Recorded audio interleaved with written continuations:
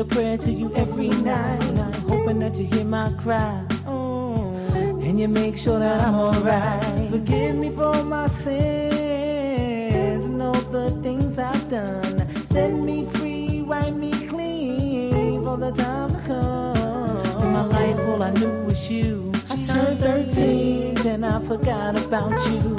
You never let me down. You stayed right there till I came around. Forgive me for my sins and all the things I've done. Set me free, wipe me clean for the time to come. Most High, you're my God, yeah, and I will do or die. Never ever let you go, no, and that's word to my right eye. Give me for my sins and all the things I've done. Set me free, wipe me clean for the time to come. I open up my mouth to you. I sing a prayer to you every night, hoping that you hear my cry, and you make sure that I'm alright. Forgive.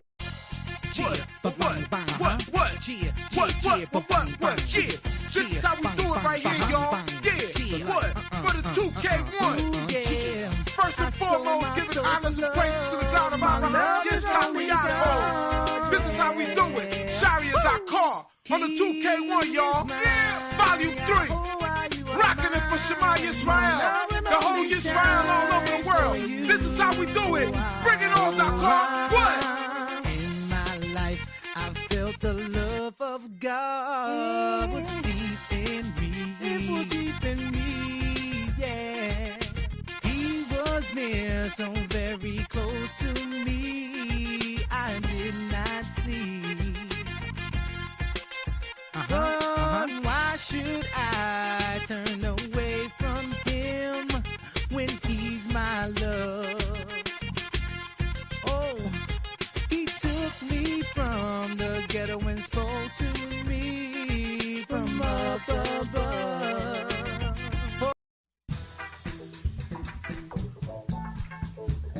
Oh yeah, oh yeah, oh. This here a day, God, this is Kaya, yeah. Oh, yeah. Oh, yeah. Father. This is Kaya, yeah. Giving thanks to your home. It's all about you. He let us know that we are Israelites, and I can see over and over how we molded and guided our life. Giving thanks to your home, 'cause we can never thank thee enough. I can believe that we are His children. I never knew that He loved us so much. Moshe was a great and mighty prophet. He set the standards for the prophet to come. We're going to get started after this. Thank you, family. His place and time can never be undone. Oh, give thanks to your. He let us know that we are Israelites, and I can see over and over how He molded and guided our life. Give thanks to your home, 'cause we can never thank Thee enough. I can believe that we are His children. I never knew that He loved us so much. So we will praise you, Jehovah, 'cause there is none that is like unto Thee. So you're the one who made our lives bolder. You're the one who gave us life and the lasting legacy. And oh, give it thanks to Jehovah. He let us know that we are Israelites, and I can see over and over how He molded and guided our life. Give it thanks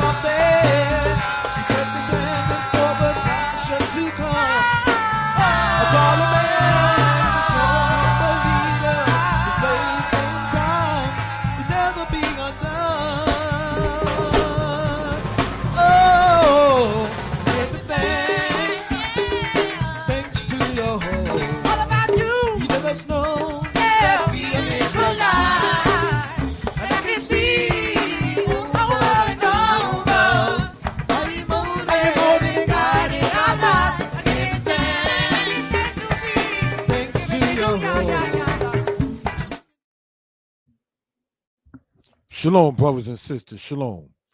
Giving honor and praise unto the Most High, the Creator, the maker of heaven and earth, the one who sees all and is not seen, the one who judges all and is not judged. Brothers and sisters, this is your brother and friend Yeshaya Israel.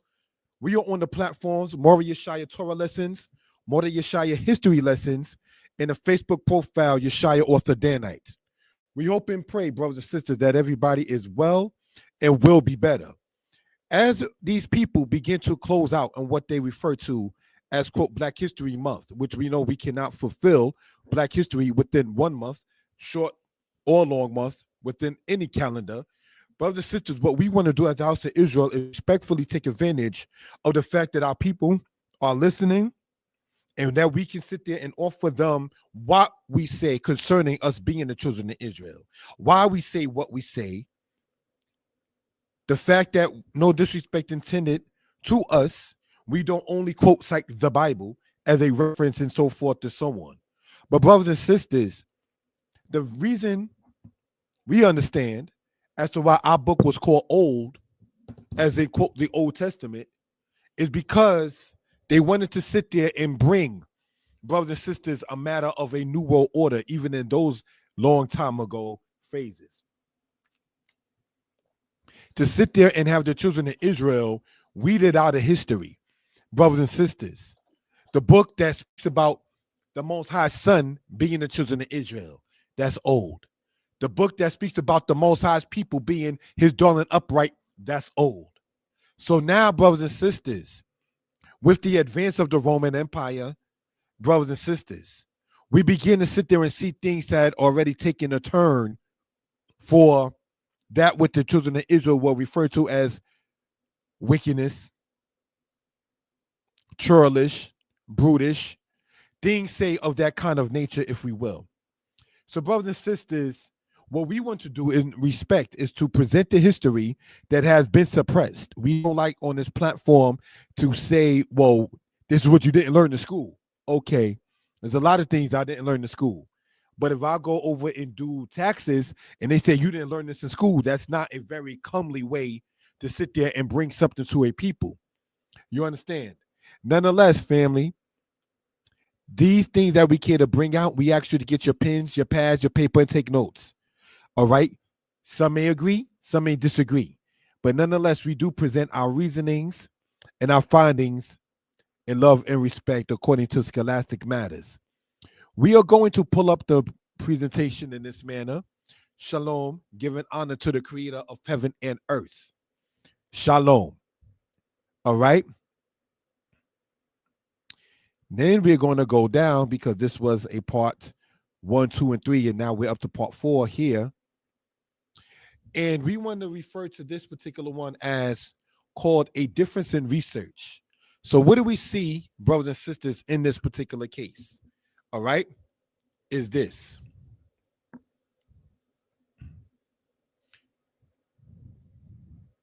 What you're looking at on the left-hand side is a book called Egypt, Canaan, and Israel in Ancient Times. Right?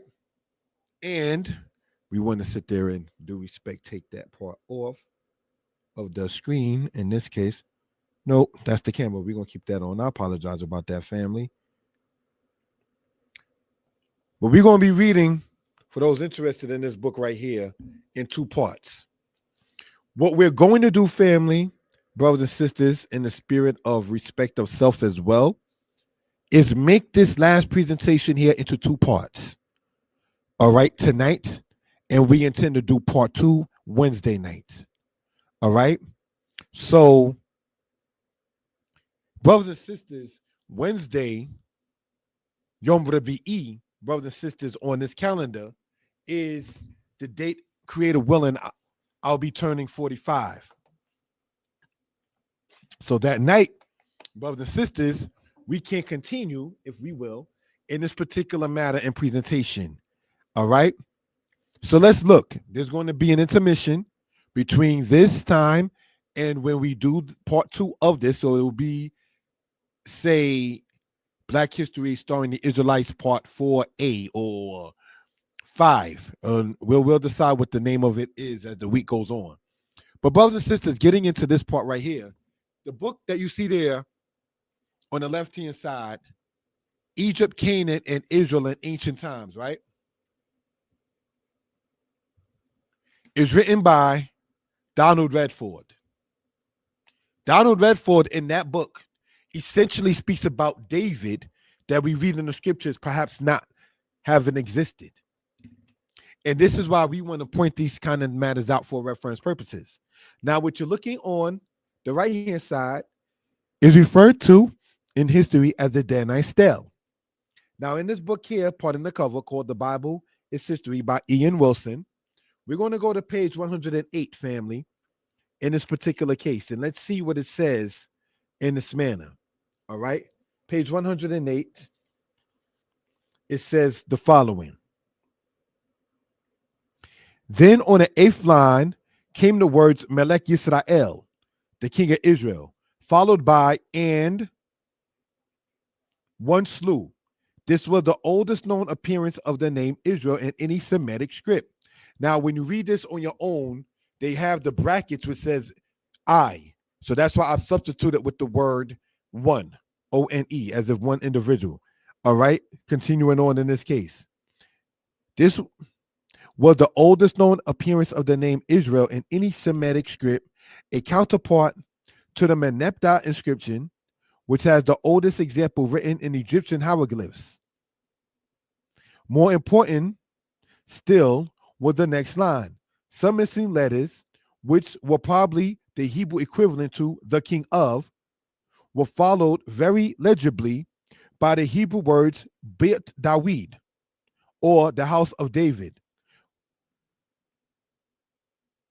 So, brothers and sisters, this right here speaks about the house of David. And it gets into a war that the children of Israel had some decades after David's death with the different nations around them. All right? Now, we've already gone over the matter of Ahab in a Car battle, a battle that you can spell as Q-A-R, that the scriptures itself doesn't speak about. The Assyrian records speak about the Israelites in there, but that is a battle that the Bible, the scriptures itself does not record. But that just go to show you that doesn't make it to be untrue. All right? So these, again, are things we care to bring out for reference purposes. What you're looking at here, and this is something that we had to do over because I didn't like the way that the monitor was making the screen look, and then the sound quality was not its best and everything. So definitely wanted to bring it into this platform here. All right.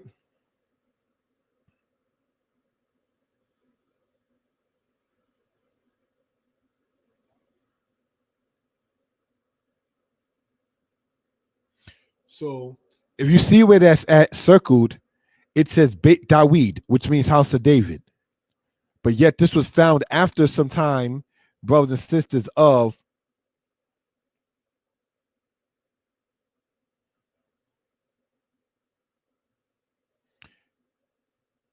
the Stella was found after the timing of this book being written. So David did exist scripturally and in other aspects. So let's continue, family, with the timing allotted. A northern kingdom matter. Now, what do we want to say about the northern kingdom? The northern kingdom had 20 kings, and all sadly were wicked. Brothers and sisters, some of those kings of the north are attested to by other nations in their own writings. So this goes to show you the reality of the children of Israel. If you're, in certain cases, your enemy is writing about you, and you writing about your enemy, and the story does not conflict, like they say when Ramses went against the matter of the Hittite king, both kings claimed victory in that particular case.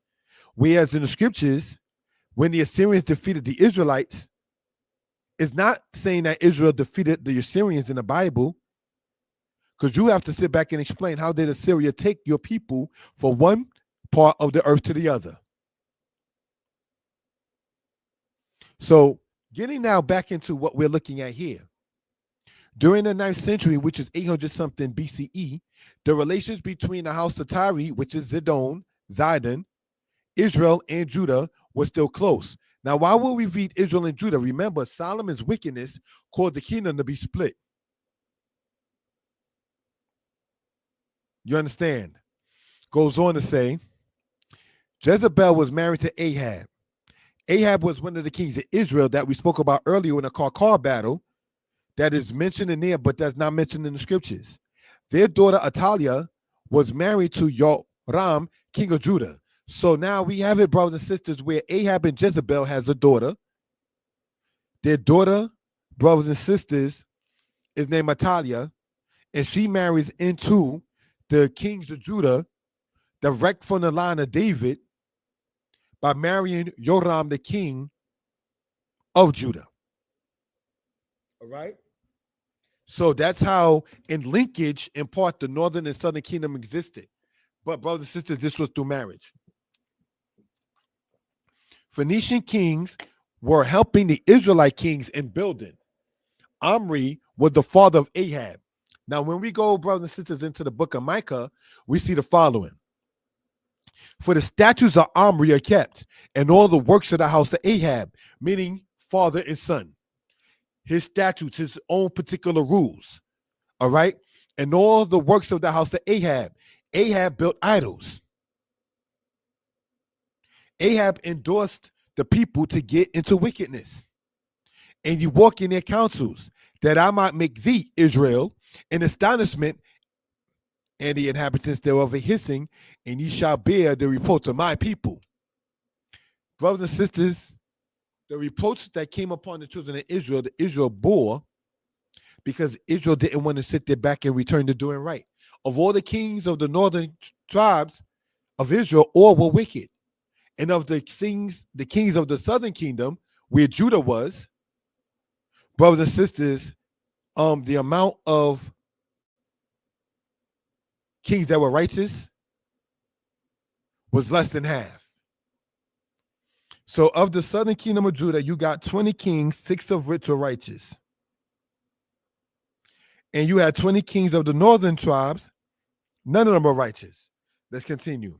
And by the way, Josiah, one of the southern kingdom kings that were righteous, tried to get the Israelites in the north to move right as well. But they didn't. Okay, so let's look.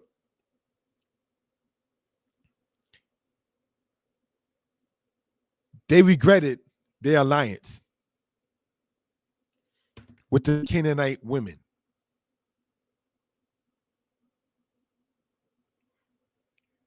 Brothers and sisters, there was a king in the scriptures who, when dealing with something, said, call upon the God of Ekron. And the prophet came and said, is there no God in Israel that you sit there and call on the God of Ekron? So, brothers and sisters,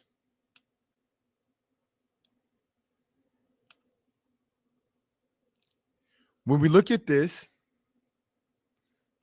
see the character of the northern kingdom, it's not far-fetched than what leaders do today. Things that are going to sit there and make the people suffer and not be complacent in certain cases, comfortable in certain cases, and never, ever being too humbled. We don't want the arrogance that Ahab and his father Omri had. Making statues in your heart already. Making false gods already in your head.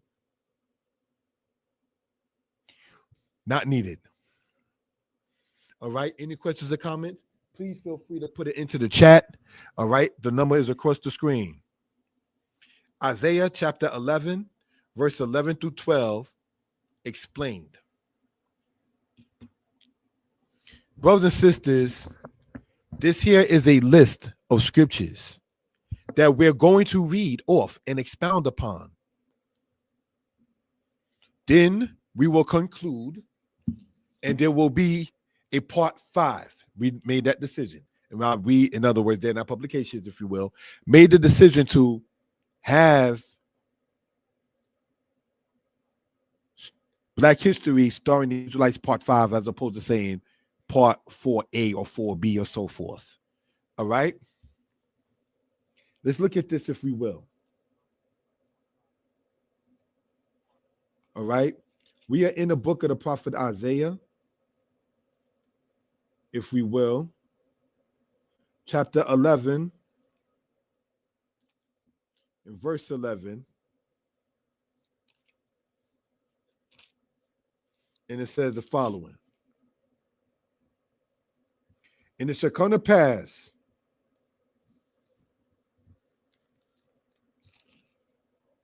in that day, saith the Most High, shall set his hand, and it shall come to pass in that day that the Most High's pardon shall set his hand again a second time to recover the remnant of his people, which shall be left from Assyria, and from Egypt, and from Patros, and from Cush, and from Elam, and from Shinar, and from Hamath, and from the islands of the sea. And he shall set up an ensign for the nations, and shall assemble the outcast of Israel, and shall gather together the dispersed of Judah from the four corners of the earth. Brothers and sisters, what are we reading in this particular case in Isaiah chapter 11? It says the Most High will set his hand again a second time to recover the remnant of his people, which shall be left from Assyria. Brothers and sisters, when we sit there and look at this here, right,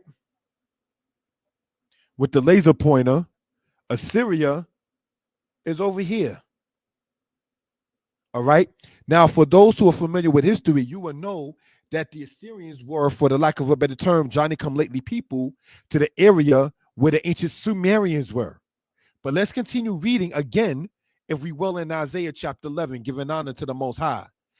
The Most High would set his hand again the second time to recover the remnant of his people, which shall be left from Assyria. We showed where that was.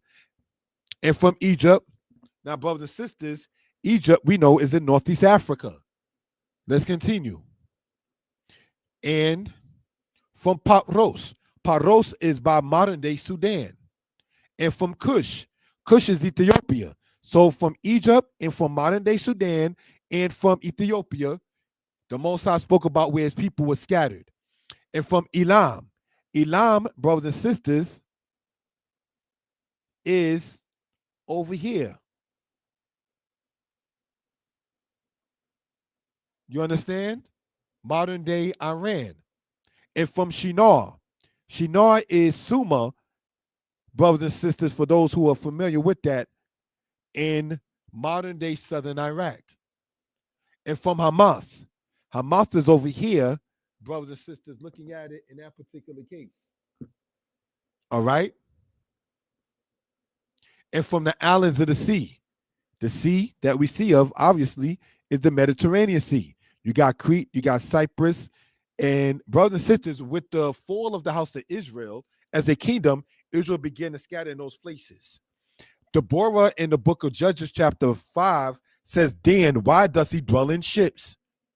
So is the Denyen that see people speaking of the tribe of Dan, as some have pointed out?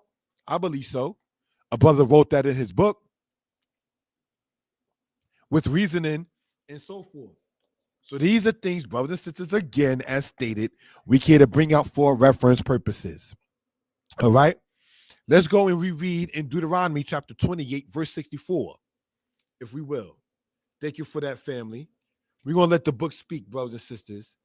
Deuteronomy chapter 28, verse 64, and it says the following. And the Most High and Yah shall scatter thee among all people, from the one end of the earth even to the other. And there thou shalt serve other gods, which neither you nor your fathers have known, even wood and stone. So who fits that prophecy there?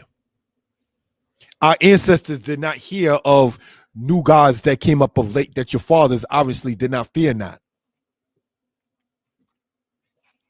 So the scattering happened.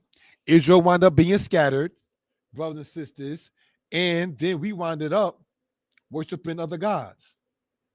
See, the European Jews don't lay claim to worshiping idols. But you cannot be of the house of Israel and say that our people never have. But because in part the Jewish man is not the house of Israel, he's content with creating a fictitious Israel that never bowed down to the Baal. So these are things, brothers and sisters, we care to bring out for reference purposes. Let's go into Jeremiah chapter 5, verse 15. No, we're not skipping without ever going back to Exodus 6. We're going to, but let's go right now to Jeremiah chapter 5, verse 15. And let's see what it says, brothers and sisters. Jeremiah was an Israelite of the tribe of the Levites, for those who do know. All right. Jeremiah chapter 5:15 says this. Lo, I will bring a nation upon you from far, O house of Israel, saith the Most High. It is a mighty nation. It is an ancient nation, a nation whose language thou knowest not, neither understandest what they say. So the Most High is going to bring captors against the house of Israel, but Israel's not even going to know what they're saying. That's let's continue. In in Jeremiah chapter 5, verse 16. Their quiver is like an open sepulchre. They are all mighty men. And they shall eat up thine harvest and thy bread, which thy sons and thy daughters should eat. They shall eat up thy flocks and thy herds. They shall eat up thy vines and fig trees. They shall impoverish thy fenced cities, wherein thou trustest throughout all with the sword. Nevertheless, in those days, saith the Most High, I will not make a full end of you. And it shall come to pass, when you shall say, wherefore have Yah Eloheinu, the Lord our God, done all these things unto us? Then thou shalt answer them, like as ye have forsaken me and served strange gods in your land, so shall you serve strangers in the land that's not yours. So now, who were the people that we're going to talk about who wind up serving strangers in a land that's not theirs? Let's continue, if we will, family, in speaking in regard with the matter of the dispersion. We're not ending out. We're going to take an intermission, brothers and sisters, and we'll be right back. Thank you for that, family.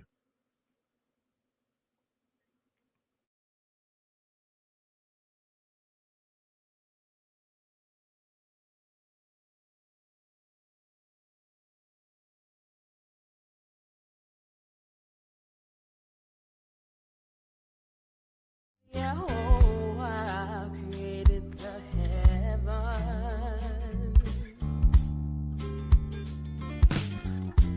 God himself had formed the earth and made it. He hath established it and created, not in vain, not in vain. Formed it to be inhabited. He is the King, and there is no one else. I have not spoken in secret, in a place of a land of darkness. I said not until the seed of Jacob seeking me in vain. I speak righteousness, I declare things that are right. There's one law for the homeborn and the stranger, love him with all your might. Look unto me and be saved, organs of the earth.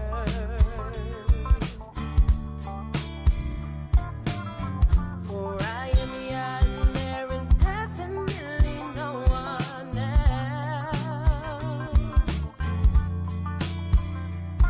I have sworn by myself a word of righteousness that's gone from my mouth, a word that shall not return, that unto me every knee shall bow and every tongue shall swear. I have not spoken in secret, in a place of a land of darkness. I said not until the seed of Jacob seeking me in vain. I speak righteousness, I declare things that are right. There's one law for the homeborn and the stranger, love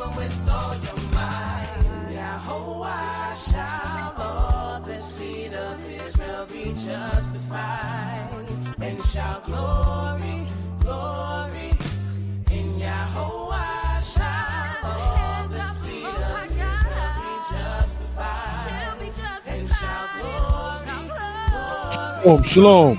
Yahweh shall all the seed of Israel be justified and shall glory, glory in Yahweh. Shalom, shalom. As we have heard in the song, in Yah shall the house of Israel be justified and shall glory. Brothers and sisters, how, taking the time out now, does that connect to the song? Well, how does that part of the song connect to what we're talking about in this particular case? Brothers and sisters, we are going over and letting the book speak in regards with the scattering of the house of Israel, diaspora, if we will, which is something that we have spoken upon in several matters in the platform. But we want to go over scripturally what we're talking about. In many cases, we've used a scripture here and there and then use external sources. As we sit there and conclude at what they refer to, brothers and sisters, as quote Black History Month, we want to let the book that our grandmothers have on their shelves speak for its own self. As we have already gone over prophecy and history, now let's go over scriptural citation, if we will, for edification purposes. All right? Let's go to Jeremiah chapter 6, verse 26. And let's see what we read in this case here. Now, mind you, the prophet Jeremiah was after the fall of the Assyrian Empire and during the rise of the Babylonian Empire. So in Jeremiah chapter 6, verse 26, we read the following. O daughter of my people, gird thee with sackcloth and wallow thyself in ashes. Make thee mourning as an only son, most bitter lamentations, for the spoiler shall suddenly come upon us. Brothers and sisters, why will we read, O daughter of my people, gird thee up with sackcloth? Because the children of Israel, brothers and sisters, in this case, in the rest of the northern kingdom that was there, but not as a kingdom, but as still some people among the tribes there. You understand? Jeremiah began to prophesy during the time of King Josiah of Judah. This is the same Josiah that was saying to people that were in the northern kingdom, though not a kingdom, but in the northern lands, still of the children of Israel, to come and keep Passover, as Hezekiah, his ancestor, did before that. You understand? So now let's go to Jeremiah chapter 5, verse 26. And it says the following. For among my people are found wicked men. They lay wait as he that setteth snares.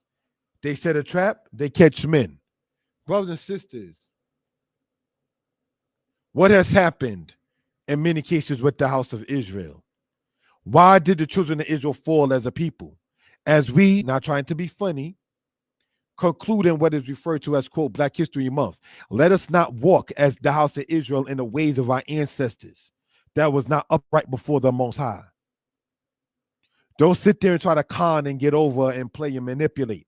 Don't be one of the people that speaks of when it says, from among my people are found wicked men.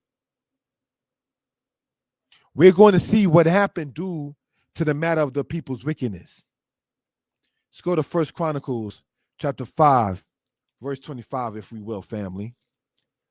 All right. 1 Chronicles chapter 5,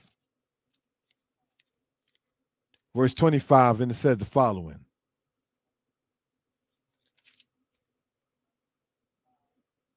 And they transgressed against the God of their fathers and went a-whoring after the gods of the people of the land, whom Elohim God destroyed before them. And the God of Israel stirred up the spirit of Pul, the king of Assyria, even the spirit of Tiglath-Pileser, king of Assyria, and he carried them away, even the Reubenites and the Gadites and the half tribe of Manasseh, and brought them into Halah and Habor and on the river of Gozan until this day. Brothers and sisters, we want to show with the laser pointer what we're talking about on the map. The lands Gozan and Haran, these are all here within the northern part, brothers and sisters, of the land of Assyria. So Israel was rooted up out the land, as was Judah, and then brought to another land. There's a presentation on the platform More Yeshaya History Lessons called Diaspora of Israel and Judah, which goes into a little deeper than what we're talking about here, but we definitely don't want to sit there and lose focus of what we are discussing in this manner. Right? Let's continue. 2 Kings 17, brothers and sisters.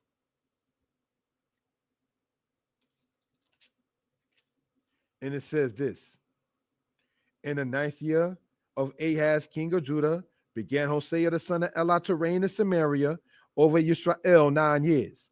And he did that which was evil in the sight of Yah, but not as the kings of Israel that were before him. Against him came up Shalmaneser, king of Assyria, and Hosea became his servant and gave him presents. Brothers and sisters, Israel was being besieged, and you had to sit there and pay a levy or a tax,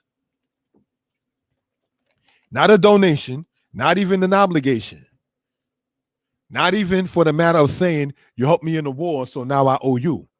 It wasn't like that. Their goal is to try to get the children of Israel out of their land and scatter them from one end of the earth to the other, like we read in Deuteronomy 28, verse 64. What we want to go over is some of the aspects of when Israel began to fall from being in their land. Start, brothers and sisters, in the book of in the book of 2 Kings 17, and it says the following. Thank you for that, family. We are in, brothers and sisters, 2 Kings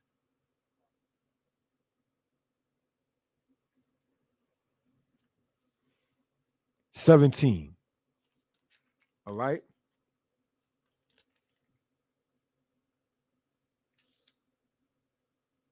Okay, we read that part. Thank you for that. My friend just let me know. All right. Let's go to 2 Kings 18:13. Thank you for that, family. Toda Rabbah. 2 Kings 18:13 says, now in the 14th year of King Hezekiah, Sennacherib, king of Assyria, came up against all the fenced cities of Judah and took them. And Hezekiah, king of Judah, sent to the king of Assyria, to Lachish, saying, I have offended, return for me. That which thou puttest on me will I bear. And the king of Assyria appointed unto Hezekiah, king of Judah, 300 talents of silver and 30 talents of gold.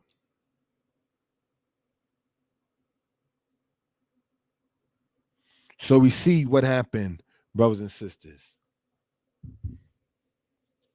The Assyrian came in and things changed. After Syria, Babylon, as we pointed out before on other presentations, affected not just Israel, but the world. So, brothers and sisters, let's continue on in this. All right. Any questions or comments? Please feel free to put them into the chat. Thank you for that, family. So we see that the king of Assyria took parts of the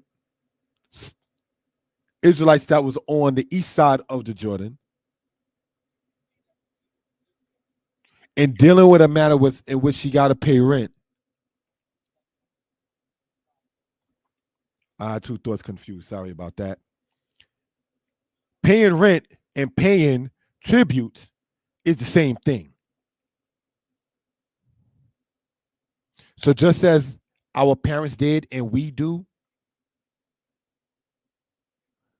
and King Hezekiah is saying, that which you lay upon me will I bear, to the king of Assyria, is the same thing that we are dealing with in these days and times. And that is the point in that family, in that particular case. You understand? Let's go, if we will, family, in 2nd Chronicles chapter 32. Let the book speak for itself. 2nd Chronicles chapter 32. And we're going to be reading in verse 7 to verse 10. Thank you, as you see on the screen there.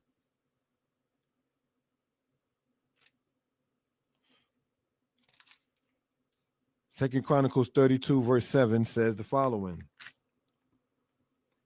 Be strong and courageous. Be not afraid nor dismayed for the king of Assyria, nor for the multitude that is with them, for there is more with us than with him. With him is an arm of flesh, but with us is Yah Eloheinu, the Lord our God, to help us and to fight our battles. And the people rested themselves upon the words of Hezekiah, king of Judah. After this, did Sennacherib, king of Assyria, send his servants to Jerusalem, but he himself laid siege against Lachish and all his power with him unto Hezekiah, king of Judah, and all of Judah that were at Jerusalem, saying, Thus saith Sennacherib, king of Assyria, wherein do ye trust that ye abide in the siege of Jerusalem? So, brothers and sisters, essentially, the Assyrians were taunting the Israelites that was in the southern kingdom of Judah, as well as the people of the tribe of Judah that was there. The point in going over all of these scriptures is to show that one of the scriptures is a living book and it is truth, just as much as it speaks of the Most High creating the sun, the moon, or the greater light and the lesser light, and the stars, and the earth, and all that therein is in the earth. The Most High made as well. So we are never to think that he's sleeping or that he doesn't know what's going on, or so forth and so on. We know what's going on with our people being besieged mentally, spiritually, and in other aspects.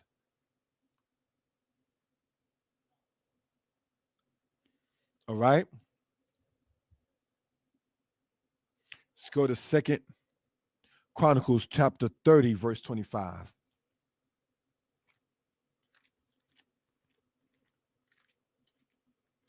Second Chronicles chapter 30, verse 25, and it says this.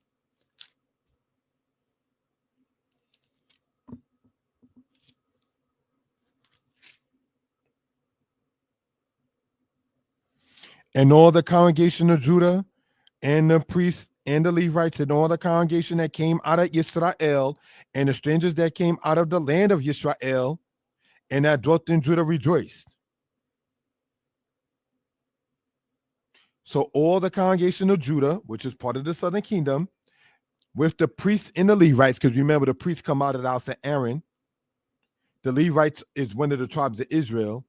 And all the congregation that came out of Israel, meaning in this case out of Israel, the land, and the strangers that came up out of the land of Israel and that dwelt in Judah rejoiced. So what is it talking about, brothers and sisters? There were Israelites that were still in the northern tribes of Israel's lands after the Assyrians defeated the king Hoshea, which you read of on your own in 2 Kings chapter 17. So these are things, again, to bring out for reference purposes. We're going to, brothers and sisters, read in Jeremiah chapter 46 to show how the history connects in this particular case. Jeremiah chapter 46, verse 1. And it reads on this wise. Thank you for that, family.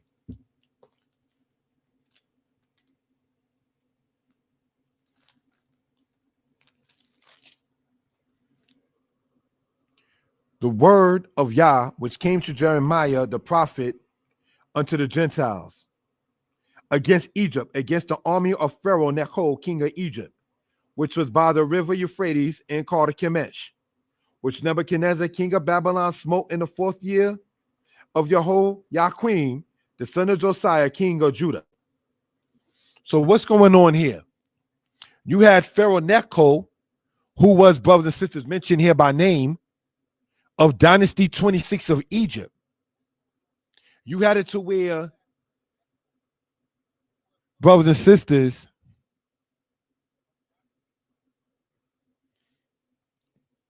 the Babylonians defeated the Assyrians. The Babylonians defeating, brothers and sisters, the Egyptians. And the Babylonians eventually defeating the tribe of Judah. So what happened, brothers and sisters, to these defeated people as time went on? We already read in Isaiah where the children of Israel and Judah went. And we showing on the map right there, those lands. It's in the east.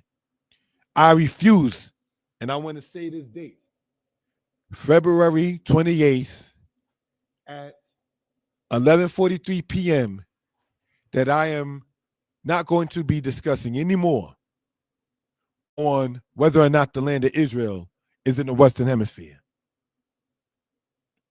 I personally am not going to go back and forth about that.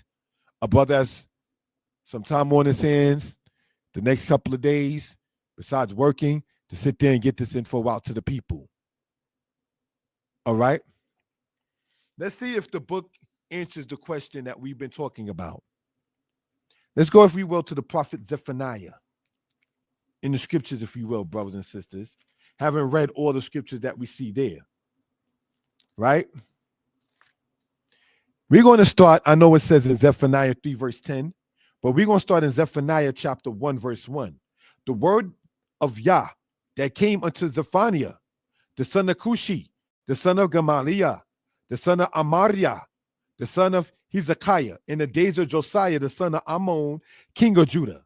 So in the days of Josiah, we just read about Josiah, brothers and sisters. He was defeated by the king Necho Wahambre of Dynasty 26. Life lesson, if we will. But let's go back in Zephaniah chapter 3, verse 10. From beyond the rivers of Cush, my suppliants, even the daughter of my dispersed, shall bring my offering.